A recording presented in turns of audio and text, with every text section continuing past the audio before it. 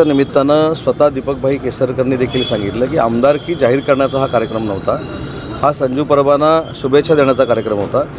आणि आम्ही सगळ्यांनीच सांगितलं की आमदार होत असताना आपण जर विविध विकासाची कामं केली, जनतेची कामं केली, तर जनतेमधूनच आमदार होण्याचा आवाज उठत असतो. आणि हेच भाषण आणि हेच मार्गदर्शन माननीय दीपकभाईंनी केलं. त्याच्यामुळं कुठेही दीपकभाईंमध्ये आणि संजूमध्ये वेगळं कुठचं तरी कॉम्पिटिशन सुरू झालं आहे अशातला भाग नाही. उलट दीपकभाईंनी स्वतःच्या वयामधल्या अंतराचा उल्लेख देखील केला. एवढ्या खेळीमेळीच्या वातावरणामध्ये हा कार्यक्रम पार पडलेला आहे. तुम्ही आज जर असं म्हटलं तर एकूणच संजू परब यांच्या पुढच्या आमदारकीबाबत चर्चा होत असताना हे दीपक केसरकर यांच्या निवृत्तीचे संकेत मानायचे का? हे परत एकदा सांगतो की दीपकभाईंनी स्वतःच्या भाषणामधनं जे मार्गदर्शन केलं आहे ते आमच्या सगळ्यांच्या दृष्टीनं महत्त्वाचं आहे. अजून आमदारकीला 3.5 वर्ष आहेत. त्याच्यामुळे ही चर्चा कार्यकर्त्यांची भावना असते की जे माझ्यासोबत काम करत असतात, जे अन्य पदाधिकाऱ्यांबरोबर काम करत असतात, तो पदाधिकारी त्यांना मोठं व्हावा अशी एक अपेक्षा असते. त्या भावनेतनं काही लोकांनी ॲडव्हर्टाईज दिलेले आहेत, काही लोकांनी भाषणं केली आणि त्याच्यावर आम्ही भाषणं करताना सांगितलं की नेत्याचा आशीर्वाद, नशिबाची साथ आणि मतदारांचा आशीर्वाद असल्याशिवाय कोणी आमदार बनत नाही. तो प्रयत्न आशीर्वाद मिळवण्याचा संजू परबांनी करावा.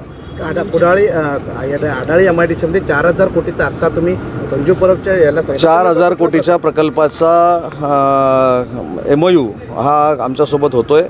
सोलारचे पॅनल बनवण्याचा हा प्रकल्प आहे. याच्यातनं 1500 ते 2,000 लोकांना त्याच्यातनं रोजगार मिळेल. आता जे 47 उद्योजकांची अडचण झालेली होती जागेमुळं, ते देखील 47 जागा प्लॉट्स हे उद्योजकांना देण्याचा आम्ही निर्णय घेतला आहे. त्याच्यातनं देखील 1200-1500 लोकांना रोजगार मिळणार आहे. संजय राऊत यांनी या निमित्ताने संजू परबच्या ह्याला वाढदिवसाला हे गिफ्ट समजायचं काय जनतेत? नाही, हा योगायोग आहे ना. मल्टी स्पेशालिटी हॉस्पिटलची मिटिंग संजूच्याच वाढदिवसाच्या निमित्तानं झाली. ही चिठ्ठी मला आजच योगायोगानं आली. हा योगायोग आहे. साहेब, संजय राऊत यांनी आरोप केला 100 कोटीला शिवसेना आणि धनुष्यबाणाचा लिलाव केला, अशा प्रकारची टीका त्यांनी केली आहे. ह्याच्यामध्ये नवीन काहीच नाही ना. 4.5 वर्ष हेच करतात ते. आणि 4.5 वर्ष हे केल्यामुळं UBT प्रत्येक मतदानामध्ये, प्रत्येक निवडणुकीमध्ये 7 नंबरला गेलेली आहे. हे देखील त्यांच्या लक्षात येत नाही आहे. राहुल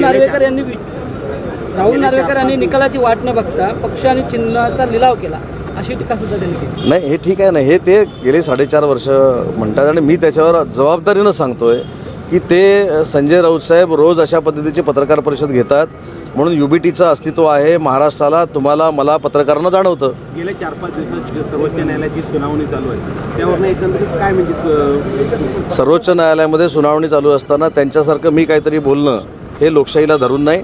आम्ही आमची भूमिका सर्वोच्च न्यायालयामध्ये मांडलेली आहे. आम्ही आशावादी आहोत की आम्हाला न्याय मिळेल. मुख्यमंत्री देवेंद्र फडणवीसांनी काल असं केलं की अधिकार सर्व त्यांच्याकडेच राहणार आहे, त्यामुळे मंत्र्यांचं डेमोलेशन होईल का त्या निमित्तानं असं वाटतं? असं बोलले ते वेगळं झालं. कुठं? त्यांनी काहीतरी सर्व अधिकार आता पुढे मुख्यमंत्री सर्व कागद बघतील. नाही, असं कुठेही झालेलं नाही. कॅबिनेटला मी स्वतः होतो.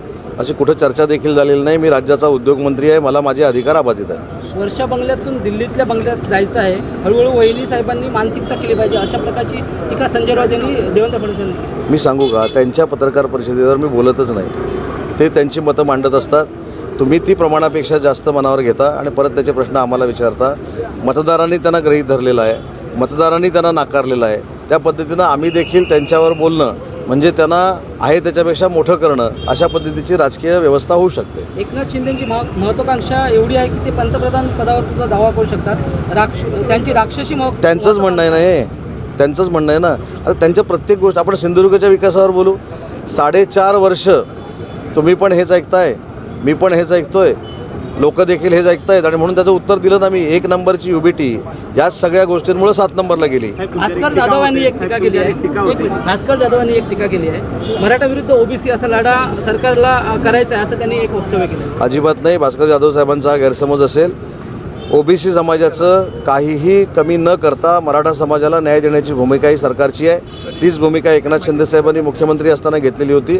आता तीच भूमिका आदरणीय देवेंद्रजी फडणवीस साहेबांची आहे. उद्योग खात्यावर एक टीका होती की मुंबईवरून चाकण जवळ आहे, पण उद्योगमंत्री चाकणला जात नाही, फ्लाईटने फिरतात. कोणी सांगितलं तुम्हाला गेलं?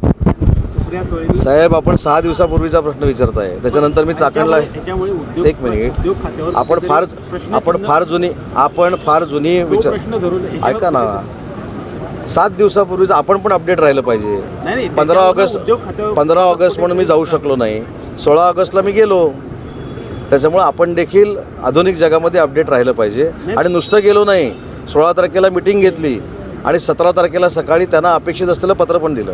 त्याच्यानंतर त्यांच्या टीकेला कशाला मी हे करायचं. त्याच्यापेक्षा उद्योजकांनी जे सांगितलं ते महत्त्वाचं आहे मला, की उदय सामंतांनी जी मिटिंग घेतली ती सकारात्मक झाली आणि आमची शंका दूर झाली. शेवटचा एक प्रश्न आहे, निवडणूक आयोग हा बौद्धिक नक्षलवादी आहे, संविधानिक पदावर बसलेले व्यक्ती बोगस आणि भ्रष्ट असं संजय राऊत यांनी परत तेच, तुम्ही पण एवढे जिद्दी आहात ना की म्हणजे पत्रकार परिषदेवर आम्हाला बोलायचंच नाही, त्या पत्रकार परिषदेवर बोलल्यामुळे नाहक काही मंडळी मोठी होतात, त्याच्यावर मी कशाला उत्तर देऊ. साहेब तुम्ही आता जे काय आहे ते सर्वोच्च न्यायालयामध्ये सुरू आहे, जे काय आहे ते निवडणूक आयोगामध्ये सुरू आहे, ते सगळे विद्वान आहेत की नाही, आणि ते तर न्यायाधीश आहेत, आणि न्यायव्यवस्थेवर आपला विश्वास असला पाहिजे.